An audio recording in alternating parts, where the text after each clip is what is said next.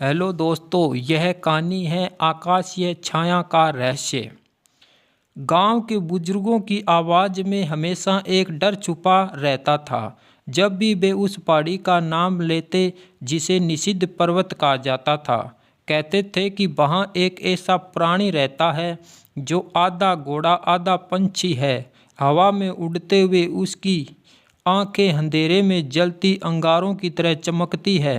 12 साल की लीला को ये बातें बस किस्से लगती थी, जब तक कि उसकी बहन मीना एक रात उस पहाड़ी की तरफ गायब नहीं हो गई। वह रात लीला ने अपनी धोती के कोने से पसीना पोंछा और खिड़की से झांका। चांदनी में निषिद्ध पर्वत की चोटी पर एक अस्पष्ट सी छाया लहरा रही थी। गांव वालों का मानना था कि मीना को हवाई घोड़े ने उठा लिया था, पर लीला को यकीन था कि वह जिंदा है। उस रात जब सारा गांव सो रहा था, लीला ने अपने पिता का पुराना दियास लाई डिब्बा और मीना की बुनी हुई दुपट्टा लिया और ठंडी हवा में कांपते हुए पहाड़ी की ओर चल पड़ी। रास्ते में हर पेड़ की टहनी उसे रोकने को बढ़ती लगी।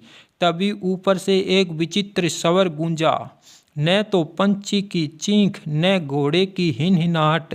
लीला ने ऊपर देखा। आकाश में एक विशालकाय छाया चांद को पार कर रही थी। उसकी पीठ पर बने चमकदार पंखों ने चांदनी को चीर दिया। वह घोड़ा पर उड़ रहा था। लीला का दिल धड़कने लगा। तभी उसने पहाड़ी की चोटी पर एक झिलमिलाती रोशनी देखी। वहां से कोई संकेत आ रहा था। अचानक हवाई घोड़ा नीचे उतरा। उसकी आंखें सचमुच लाल अंगारों जैसी थी, पर उनमें एक उदासी थी। लीला ने देखा, उसके गले में मीना का वही लॉकेट लटक रहा था जो उसने अपने जन्मदिन पर उसे दिया था। तुम उसे जानते हो? लीला ने हिचकिचाते हुए पूछा।